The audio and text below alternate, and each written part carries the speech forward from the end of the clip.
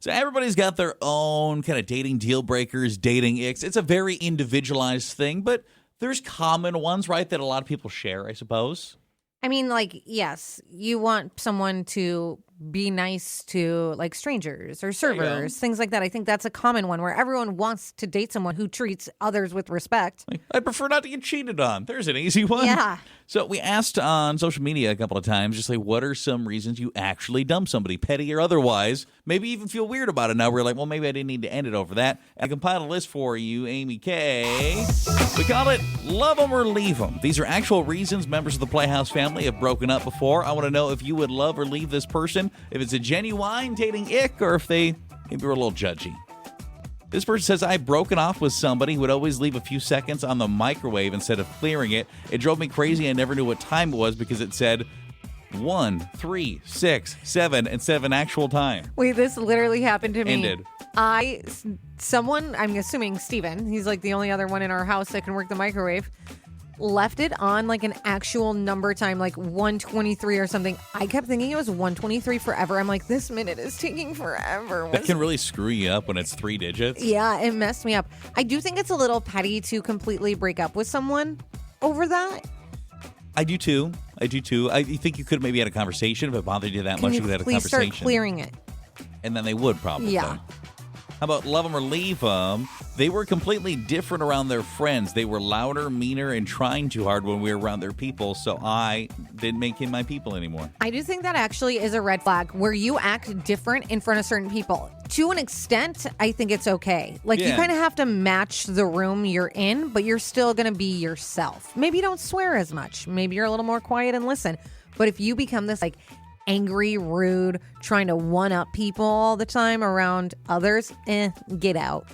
Yeah, either those people got to get out of your life if they're making you like a worse version of yourself, or you got to go. I actually think that's a pretty genuine dump. Love 'em or leave 'em. This person says they left somebody that dramatically sneezed 7 times in a row every time they sneezed.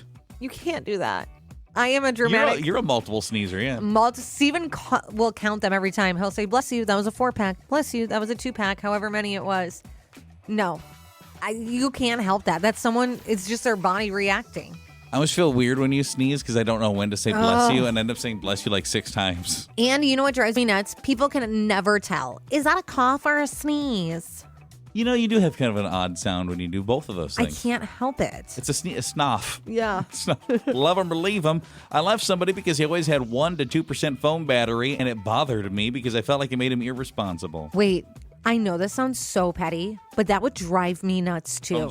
It would give me anxiety, and I would just assume your phone is going to die. Like, I'm not going to be able to get a hold of you. But if his phone is always at that 1 to 2, what is he just charging it for a little burst? Isn't it interesting, though? Because I think we all know that person that plugs it in or sets it down on the pad or whatever for just like a few minutes, and then they have it again. It's like, can't you just leave it for a while so it charges? How do you charge your phone?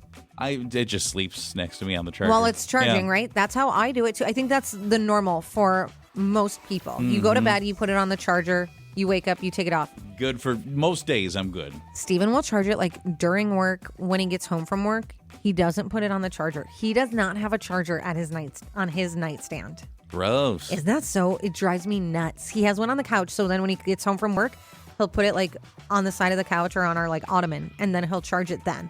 Starting the day with like nothing for phone battery and like low phone battery, stress. I feel like would start my day off almost like I forgot my keys or like my coffee at home, or like, it would throw me off. It drives me nuts. I don't know how he can live like that. And was this a genuine dating ick? A good reason to leave? Love 'em or leave 'em? Left this person because they had high school graduation tassels hanging from their rearview mirror at 32. I thought it was ridiculous. I agree. Dump them, dude. You're way out of high school. Like, why? Well, you know, it was probably a female who had it. Girl, you're way out of high school. Why is that still up there? Maybe for like a year.